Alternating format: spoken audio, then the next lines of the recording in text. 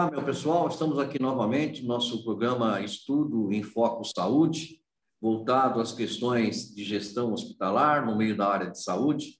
Hoje nós queremos aqui agradecer, estarmos com muita honra com o meu amigo de muitos e muitos anos, advogado, Dr. Tiago Farina Matos.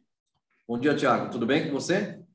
Edson, super prazer estar aqui, viu, no seu programa. Parabéns por ele, inclusive.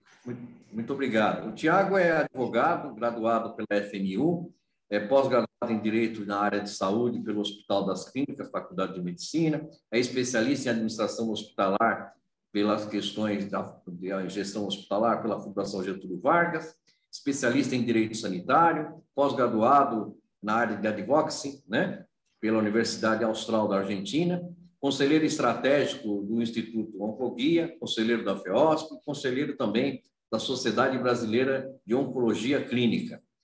Tive a honra de ter várias experiências com o Tiago no decorrer da minha carreira de gestão hospitalar, não só por estarmos efetivamente no segmento filantrópico, mas por admirá-lo nesta área a qual ele atua, que é a questão da advocacy, né?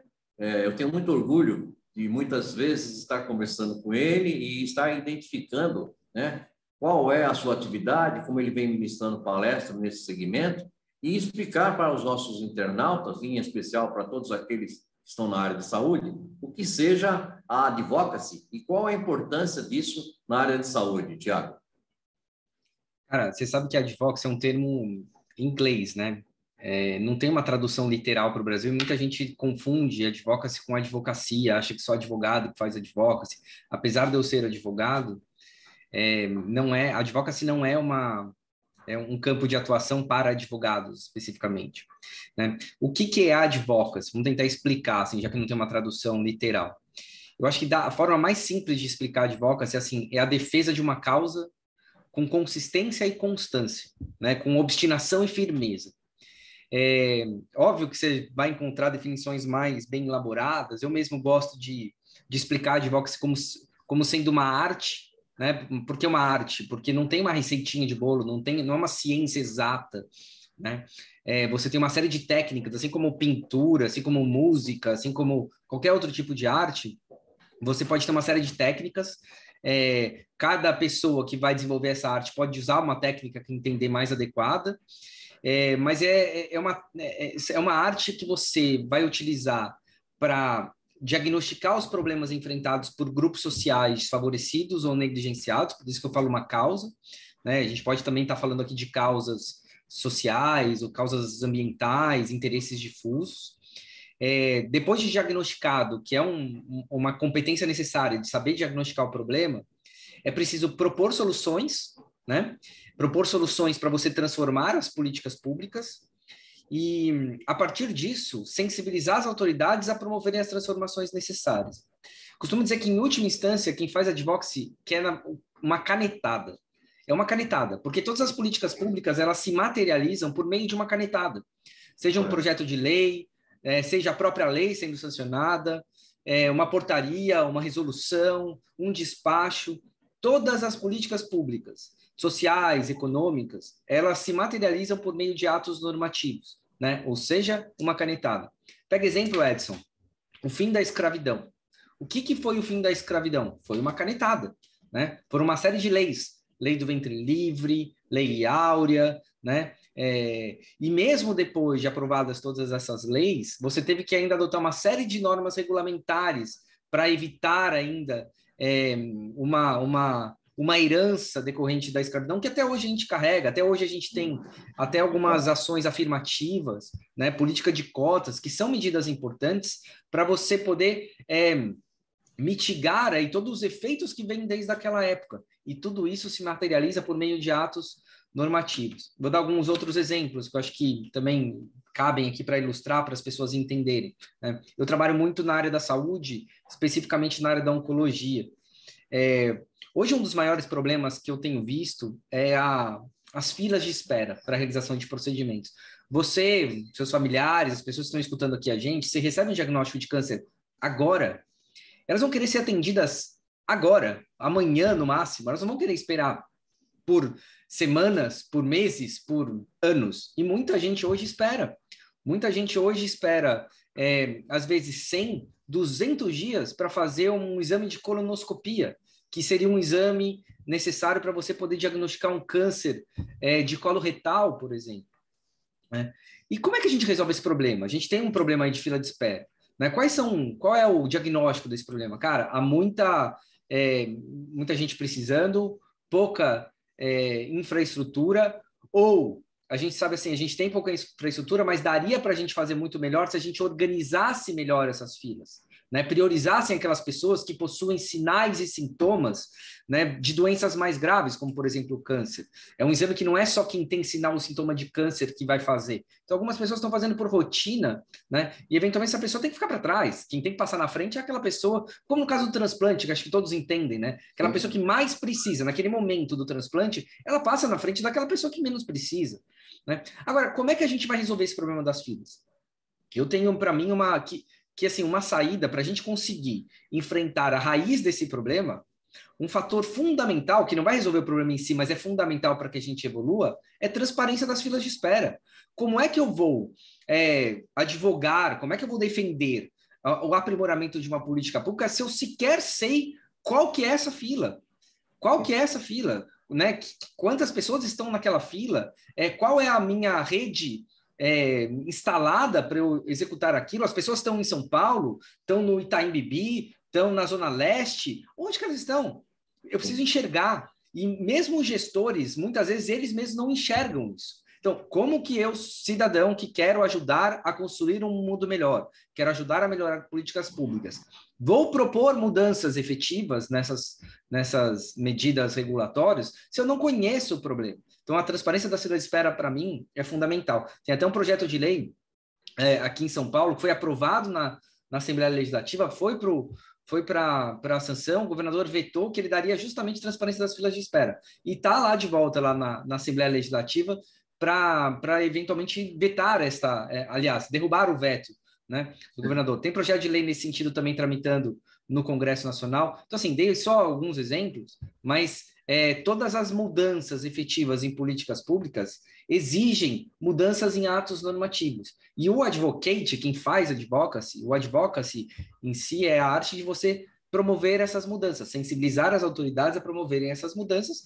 Obviamente, você tem várias opções, não existe só uma solução para todos esses problemas, mas é muito importante que o advocate ele também saiba propor essas mudanças, né? Poder formatar. Se ele fosse o secretário da Saúde ou o ministro da Saúde, o que ele assinaria? Como seria escrito o documento? Então, acho que essa habilidade também é muito importante ter. Tiago, até quase você me responderia a segunda pergunta, mas eu vou ser mais contundente, até para que você possa objetivar essa situação. Nós conversamos muito sobre essas questões no meio da área de saúde, né? Mas, atualmente, quais seriam as grandes dificuldades que são reconhecidas para que haja, dentro da sociedade brasileira, uma maior abrangência da questão de advocacy e como fazer com que a própria sociedade entenda que isso é possível? Cara, eu acho assim, eu parto do princípio... Não sei se foi muito contundente. Claro, perfeito. Eu acho que, assim, sempre tem quem escuta isso pela primeira vez, né? Quem começa a ver o trabalho de advocacy sempre acha que é uma coisa complexa, que você tem que ter uma baita estrutura, né? De fato, se você tiver uma baita estrutura, você pode fazer algo mais profissionalizado. Mas eu acho que a gente precisa incutir na cabeça das pessoas a cultura do advocacy em todos os cidadãos, né? Todos os cidadãos todo mundo entende de alguma coisa, mais do que outras pessoas, né? Você entende muito, talvez seja uma das maiores autoridades do mundo sobre resíduos hospitalares, né? Sobre a NR32, tem livros publicados, né? Poucas pessoas no mundo entendem tanto quanto você sobre isso. Você sabe onde estão as falhas regulatórias ali. Você pode, eventualmente, ser um porta-voz, e você é porta-voz muitas vezes, já foi porta-voz muitas vezes, de propostas para melhorar aquela norma, né? Você muitas vezes utiliza o próprio sindicato que você trabalha, né, para poder dar essa voz institucional. Só que você, enquanto cidadão, sozinho, poderia também participar de consultas públicas que tratam desse tema, mandar e-mails para as autoridades competentes, né? Repetir posicionamentos nas redes sociais, porque você vai formando opinião, e a opinião pública, ela pressiona as autoridades a promoverem as mudanças. Então, eu acho que assim, um dos pontos, um dos grandes desafios que a gente enfrenta para incutir essa cultura de advocacy em todos os cidadãos acho que é especialmente assim, que as pessoas tenham a consciência de que todos têm a capacidade de ajudar a construir um mundo melhor. Né? Todos dentro da sua capacidade, daquilo que mais entendem, dos desafios que enfrentam no seu dia a dia, podem transformar, eventualmente, seu conhecimento ou suas experiências individuais em soluções coletivas. Né? Vou dar um exemplo que aconteceu comigo, e para mim assim, foi até uma oportunidade de eu tentar experimentar isso que eu estou te falando. Minhas filhas estudavam até o ano passado, retrasado, numa escola pública ali na região do Itaim Bibi. E aí, eu lembro que o parquinho estava fechado, o parquinho dessa escola estava fechado, e já estava fechado há uns 6 meses, mais ou menos. E eu perguntei, né, eu fazia parte ali entrei pro grupo, para a Associação de Pais e Mestres, né? Aí estava numa discussão ali, olha, o parquinho está interditado porque tem uma árvore ali, um coqueiro, uma palmeira, não sei bem, assim, não é minha praia entender de fauna, sim. Né? Então, sim, sim. Eu não... Exato, de árvores. Acho que eu falei fauna, acho que é animal, né, cara? Mas enfim, animal. Como é que é o de plantas mesmo? Fauna e... Enfim, não é o caso aqui. Biologia, flora, fauna e flora, né? Depois a gente faz um corte nisso. Eu não entendo muito de flora, mas o fato é que assim, eu fiquei intrigado com aquilo. Falei assim, mas vocês já pediram para a prefeitura podar essa árvore? Porque as folhas estavam caindo, aquelas folhas grandes que podem machucar. Sim. Mas vocês já pediram para cortar? A gente já pediu há 1 ano que a gente pediu, o negócio está fechado aqui. Eu falei, cara, 1 ano. E as crianças não têm onde brincar, não tem parquinho, tem que ficar só correndo, não podem ir brincar na balança, no escorregador. E aquilo me intrigou. Aí eu falei assim, cara, você pode me mandar o ofício que vocês encaminharam ali, que eu vou tentar entender o que está acontecendo. Aí peguei, mandei uma pergunta via Lei de Acesso à Informação. Não sei se todo mundo aqui conhece, mas a Lei de Acesso à Informação obriga qualquer é uma lei de 2011, qualquer agente público a te dar informações de interesse público. Então, você entra na plataforma, faz uma pergunta e eles são obrigados a responder no prazo de 20 dias. Eu peguei aquele documento e falei assim, olha, a escola encaminhou esse ofício pedindo para vocês cortarem as folhas e eu gostaria de saber em que pé que isso está. Vocês já fizeram a vistoria, não fizeram a vistoria? Qual é a previsão que vocês vão cortar? Bom, foi só encaminhar esse assunto que em 1 semana foi uma pessoa lá cortar, e eu tenho praticamente certeza, porque depois eles me responderam falando assim, olha, fulano de tal foi lá há 3 dias e já fez a vistoria, o negócio está liberado. Então, assim, foi só eu pedir uma informação a respeito de algo que eles já deveriam ter feito, que provavelmente entrou numa gaveta ali, caiu no limbo, que eles foram lá e resolveram. Então, veja, qual era o meu conhecimento ali? Um caminho, a Lei de Acesso à Informação. Fui lá, fiz a pergunta, cara, e resolveu o problema. E isso foi um problema que eu resolvi, não foi para mim, foi para uma comunidade, foi para a escola, foi para todos os alunos, né? Não que eu resolvi, mas acho que eu ajudei a resolver esse problema de alguma forma. Então, veja, a cultura, a gente ter a consciência de que qualquer um pode fazer a diferença, pode tentar, entendendo aquele problema, diagnosticando bem aquele problema e propondo uma solução, pode, né? E ações para sensibilizar autoridades. Qual foi a ação que eu fiz para sensibilizar uma autoridade? Foi uma pergunta via Lei de Acesso à Informação, que chegou até ela e ela teve que resolver. Tomar a iniciativa, né? Sim. Exato, acho que esse é um desafio, um grande desafio. Pessoas terem iniciativa, acho que esse talvez seja o fundamental. Óbvio que há outros aqui, mas eu acho que primeiro a gente precisa de pessoas fazendo, né? A partir daí vão surgir outros desafios e que a gente vai precisar superar, obviamente. Tiago, deixa eu te falar uma coisa. Com relação à questão da advocacy, qual que seria, dentro desse contexto, das iniciativas, das reivindicações, da exposição do problema, da reivindicação da sociedade, no tocante aos gestores de saúde? O que nós deveríamos sensibilizá-los dessa responsabilidade? Eu acho que primeiro é aceitar que a sociedade civil, quando ela participa da formulação de políticas públicas, ela não é um elo que atrapalha, né? Eu acho que os gestores têm um pouco essa ainda percepção.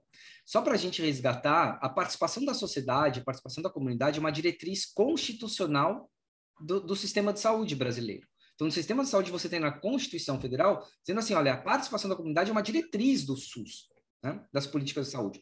Ou seja, a Constituição diz assim, olha, é fundamental a sociedade participar da construção das políticas públicas de saúde. Então, eu acho que assim, os gestores precisam começar a enxergar a população não como um problema ali, de pessoas que estão lá reclamando, batendo, mas como assim, uma etapa do processo de aprimoramento das políticas públicas. Né? É óbvio que tem formas e formas de reclamar, formas e formas de se posicionar. Né? Eu sempre digo que assim, cara, não é o papel da sociedade atacar pessoas, acusar pessoas, buscar culpados pura e simplesmente dos problemas. Eu acho que o papel principal da sociedade é apontar problemas estruturantes, né, e ajudar a propor soluções. Eu acho que esse é o papel, né?